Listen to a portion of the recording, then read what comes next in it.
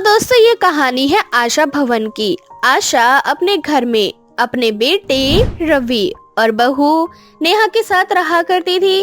आशा का रंग सांवला था, जिस वजह से उसने पूरी जिंदगी अपने सांवले रंग के लिए अपनी सास से ताने सुने। पर जब उसकी खुद की बहू आई तब भी आशा को यह नसीब ना हो सका कि वह अपनी बहू के मुंह से कुछ अच्छे अल्फाज सुन ले, क्योंकि उसका बेटा घर में उसके लिए बहू के रूप में एक बावली बहू चले आया था, जिसने बोलने का कोई होश हवास नहीं रहता था। ऐसे ही एक दिन, बहू सुबह से शाम हो चुकी है, लेकिन तू अभी तक अपने बिस्तर में ही पड़ी है। अब तू अपने घर में नहीं बल्कि अपने ससुराल में है। आखिर कब समझेगी अपनी जिम्मेदारियों को?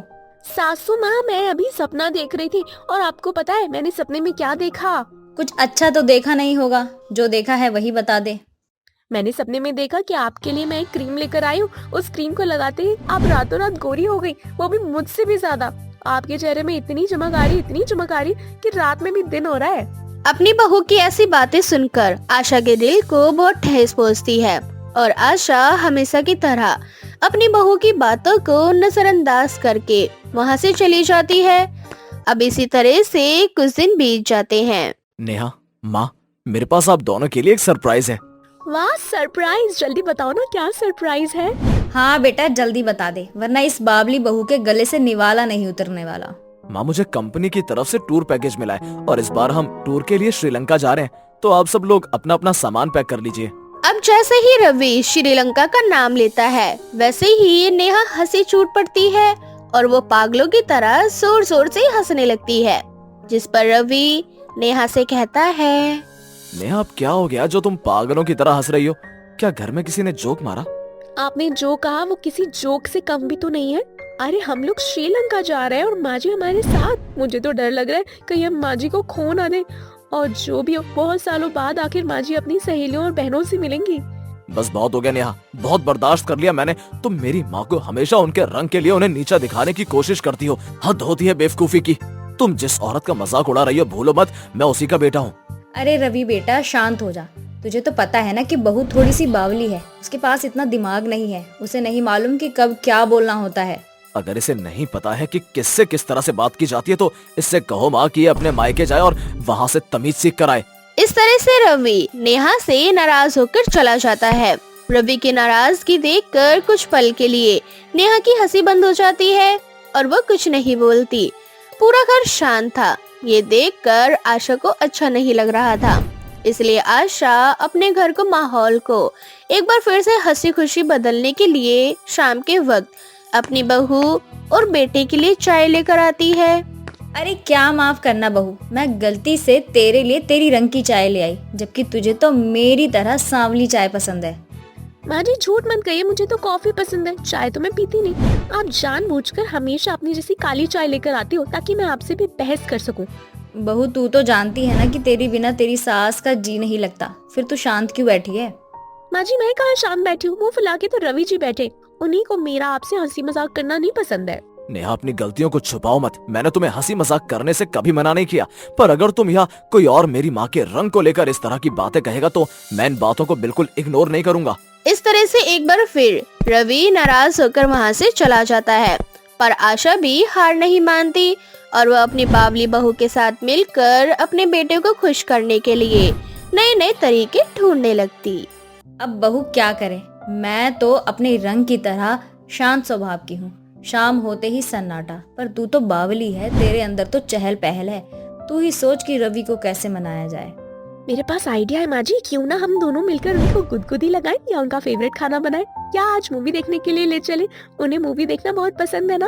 अब आशा बिल्कुल ऐसा ही करती है और दोनों सास बहू मिलकर रवि को मनाते हैं और आखिरकार बहुत जल्द रवि मान भी जाता है।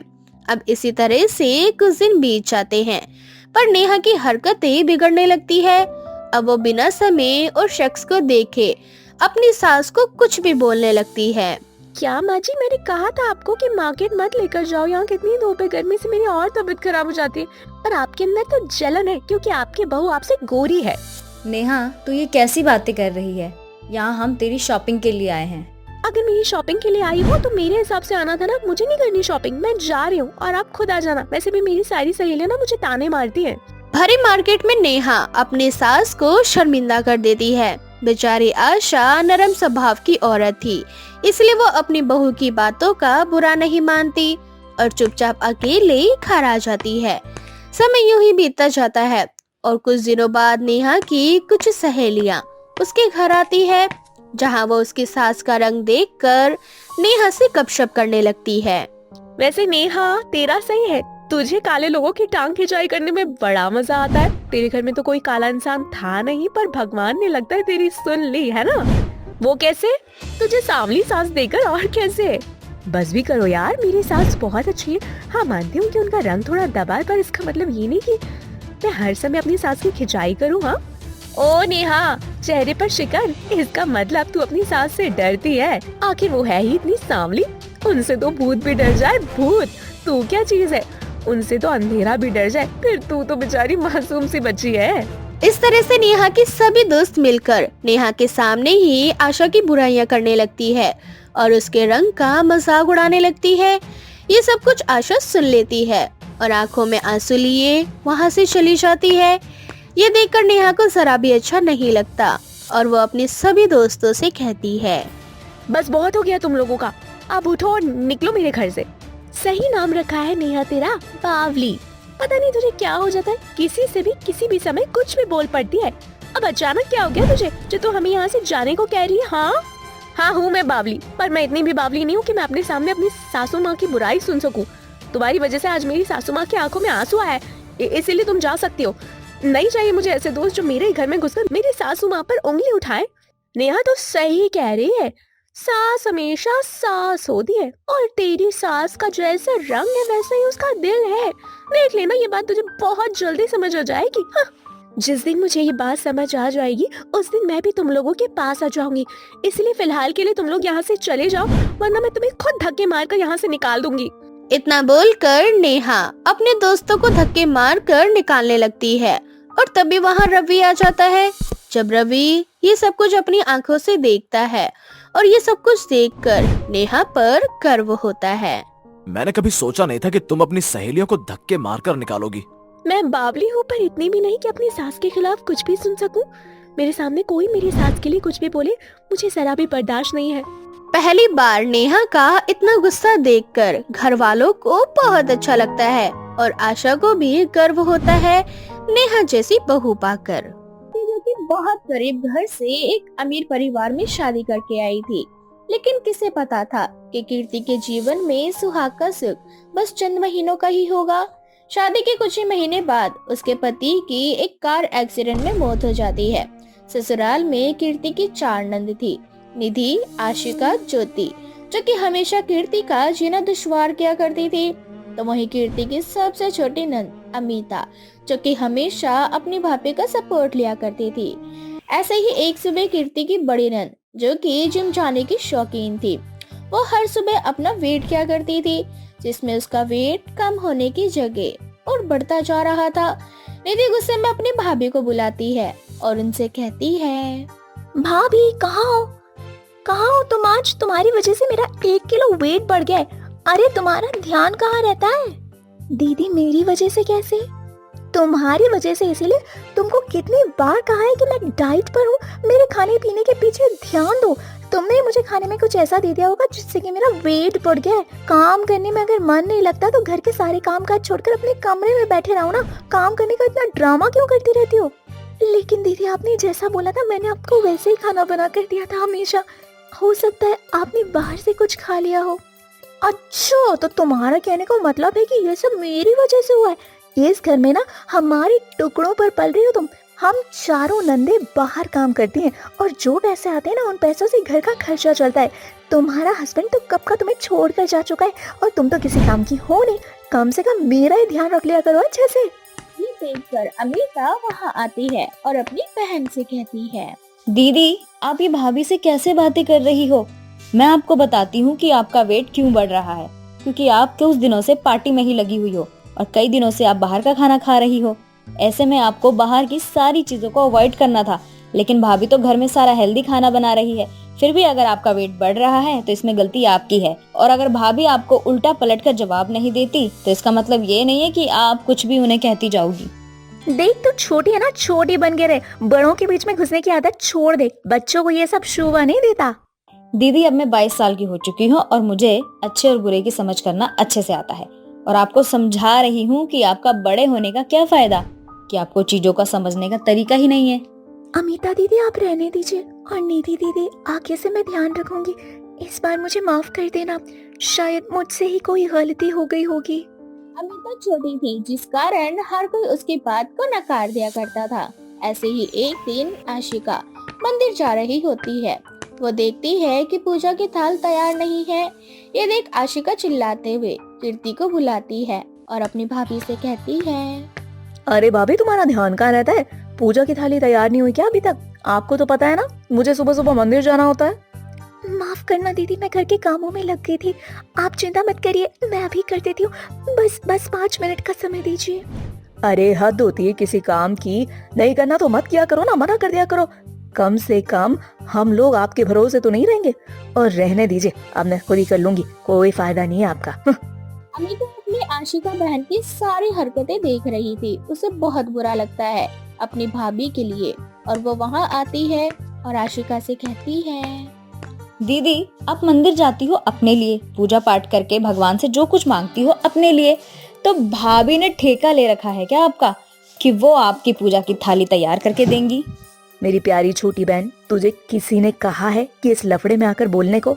तुझसे सिर्फ इतना कहा गया है कि तू पढ़ाई लिखाई पर ध्यान दे, लेकिन तुझे तो सिर्फ नेतागिरी करने की आदत है। यहाँ वहाँ घूम कर देखती रहती है कि कहीं कोई तेरी भाभी के ऊपर अत्याचार ना कर रहा हो, है ना? हाँ दीदी, क्योंकि ये सब देखना तो बनता है ना। आज भाभी हमारे घर है, कल को हम भी किसी और के घर जाएंगे। अगर ऐसा ही रहा तो आपको कैसा लगेगा? अमिता और आशिका के बीच लड़ाई हो जाती है। उन दोनों के बीच तू मैं को होता देख बाकी की 2 और बहनें वहां आ जाती है। तीनों बहनें मिलकर अमिता और कीर्ति को सुनाने लगती हैं। ऐसा है कि अब बहुत हो चुका है, रोज रोज घर में तू मैं होती है, मुझे वो बिल्कुल पसंद नहीं आता। एक काम करो, अगर अमिता को अपनी भाभी से इतना ही प्यार है तो वो अपनी भाभी को लेकर अलग हो जाए, हम क्यों इसका खर्चा उठाएं? दीदी बिल्कुल सही कह रही हैं। वही तो, हमारी बहन होने के बाद भी ये बाहर की आई हुई इस लड़की का साथ देती है, जो कि ससुराल में आने के बाद ही हमारे घर को खा गई। फैमिली का एक भी मेंबर नहीं बचा हमारे बीच, फिर भी इसी का सपोर्ट करती रहती है। अगर ऐसी बात है तो ठीक है, मैं और भाभी ये घर छोड़कर जा रहे हैं। तुम तीनों को जैसे रहना है इस घर में रहो। और रही बात खर्चा उठाने की, तो चिंता मत करो, भाभी भी पढ़ी लिखी है, मैं भी पढ़ी लिखी हूँ, हम दोनों एक दूसरे का सहारा बनकर आगे बढ़ सकते हैं। अमिता और कीर्ति दोनों घर छोड़कर चली जाती हैं। इसके बाद वो दोनों किराए पर एक घर लेकर अपना एक नया जीवन शुरू करती हैं। तो वहीं दूसरी तरफ निधि, ज्योति, आशिका तीनों घर के काम के साथ साथ बाहर के काम को भी करती है, जिस कारण उन तीनों में आए दिन लड़ाई होती है। ऐसे ही एक दिन निधि ज्योति से कहती है, देख ज्योति, मुझे भी ऑफिस जाना है, अगर तू खाना नहीं बनाएगी तो मैं बाकी का काम बिल्कुल भी नहीं करूंगी। जब से कीर्ति और अमिता आ गई हैं, तब से मैं ऑफिस से लेट जा रही हूँ। मेरा बॉस हमेशा गुस्सा करता है मुझ पर। हाँ तो मैं भी स्कूल टीचर हूँ, और तुम्हें तो पता है ना, अगर स्कूल में टीचर ही समय से नहीं जाएगी तो बच्चों को क्या सिखाएगी वो। मुझे भी मंदिर जाना होता है, अगर समय से मंदिर नहीं गई तो भगवान जी मुझसे नाराज हो जाएंगे। कैसे मैनेज करें हम तीनों इन सारी चीजों को? अमिता तो बिल्कुल सही कह रही है, भाभी जैसे भी थी बिना कुछ कहे घर का सारा काम कर लेती थी, और उनके जाने के बाद हमें उनकी बड़ी कमी महसूस हो रही है। कहीं ना कहीं हम जो बाहर जॉब कर रहे हैं उसमें पूरा सपोर्ट हमें भाभी करते हैं। अगर वो घर का काम ना करें, हमें लंच समय से ना बना कर दें, तो हम तीनों में हमेशा लड़ाई होगी। अब मुझे भी उनकी कमी महसूस हो रही है। अब हम तीनों से भूल तो हो गई है, एक काम करते हैं, उन दोनों से माफी मांगकर उनको फिर से घर में बुला लेते हैं। अमिता तो हमसे छोटी है, लेकिन बहुत अच्छा पाठ पढ़ा गई वो हमें। बात तो तुम बिल्कुल सही बोल रही हो, टीचर होने के बाद भी मेरे अंदर इतनी अकल नहीं है। चलो अब जो हुआ उसे हम ठीक तो नहीं कर सकते, बाकी माफी मांगकर एक नए जीवन की शुरुआत जरूर कर सकते हैं। इस तरह से वो तीनों अमिता और कीर्ति से मिलने के लिए उनके किराए के घर पर जाते हैं, जहां वो तीनों उन दोनों से माफी मांगती है।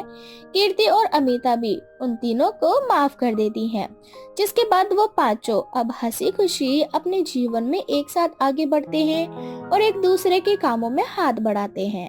ये कहानी है भीमपुर गांव की। बीरपुर गांव के मुखिया अर्जुन सिंह, जो कि गांव के कर्ता धर्ता थे।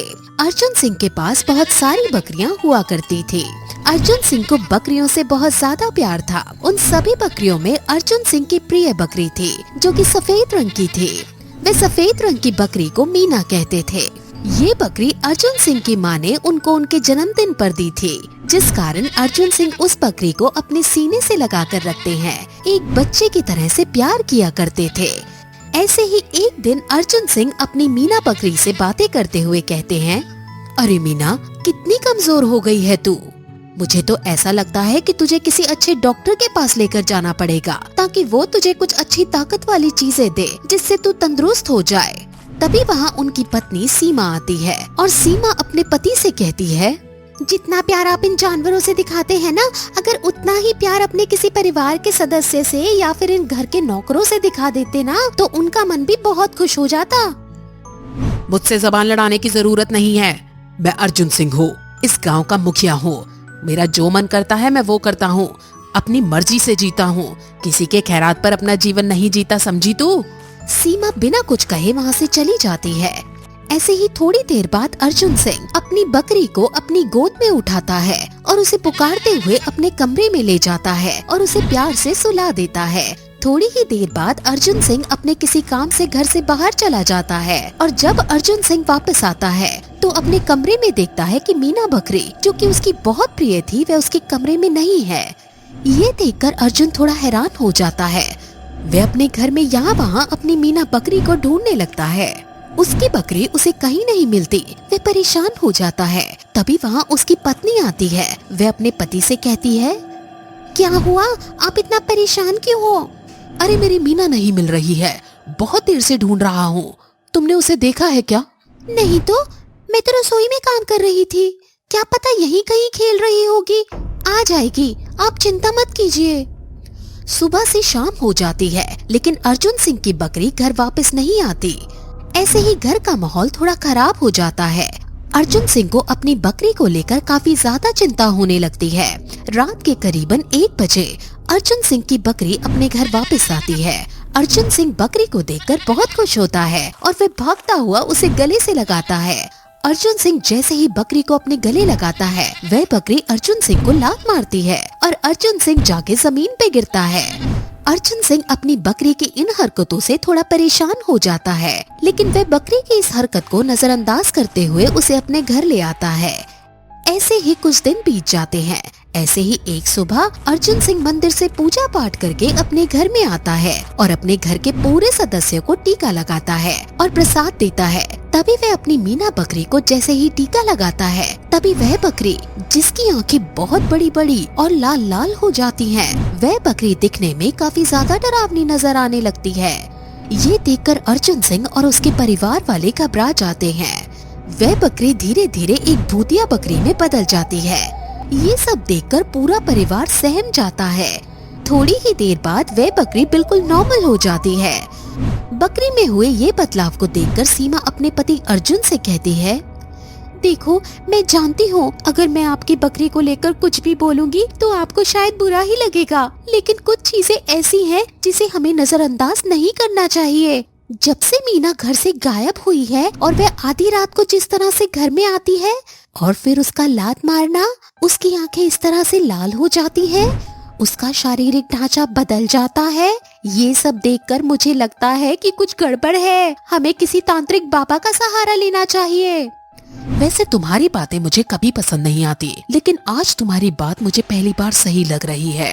तो तुम ऐसा करो, तुम्हारे जानने में कोई अच्छा तांत्रिक बाबा हो तो उसे बुला कर ले आओ। सीमा फौरन अपने किसी जानकार तांत्रिक को घर बुलाकर ले आती है। तांत्रिक जैसे ही घर पर आता है, वे घर का माहौल देखकर समझ जाता है कि घर में किसी बुरी आत्मा का साया है। तांत्रिक को देखकर मीना बकरी जोर जोर से चिल्लाने लगती है।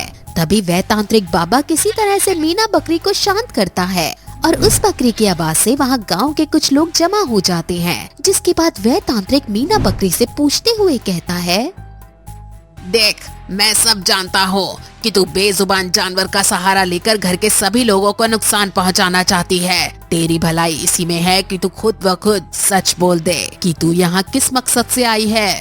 मैं यहाँ अर्जुन सिंह से बदला लेने आई हूँ। कैसा बदला? ये उस समय की बात है जब मैं अर्जुन सिंह के घर पर नौकरानी का काम किया करती थी। अर्जुन सिंह जो कि बहुत ज्यादा बदतमीज किस्म का व्यक्ति था, उसे अपने रुतबे पर बहुत ज्यादा घमंड था। अर्जुन सिंह ने मेरी इज्जत पर नजर डाली थी और उसने मेरे साथ बहुत बुरा सुलूक किया था और इसने मेरी इज्जत पर बात करने के बाद मुझे अपने ही घर के छत से नीचे फेंक दिया था और सबसे ये बोल दिया था कि मैं छत से नीचे गिर गई और ये कानूनी तौर पर तो बच गया, लेकिन मेरी जो आत्मा तड़प रही है अब उससे कैसे बचेगा। तांत्रिक बाबा नौकरानी की चुड़ैल को बकरी से अलग कर देते हैं और अपनी तंत्र विद्या शक्ति से एक बोतल में उस चुड़ैल को बंद कर देते हैं। गांव वालों के सामने अर्जुन की सच्चाई आ जाती है। तभी उसमें से एक व्यक्ति पुलिस को फोन करके अर्जुन की सारी सच्चाई बता देता है, जिसके बाद अर्जुन को पुलिस वाले गिरफ्तार कर लेते हैं। इतना सब होने के बाद वह खुद ब खुद अपना जुर्म कबूल कर लेता है।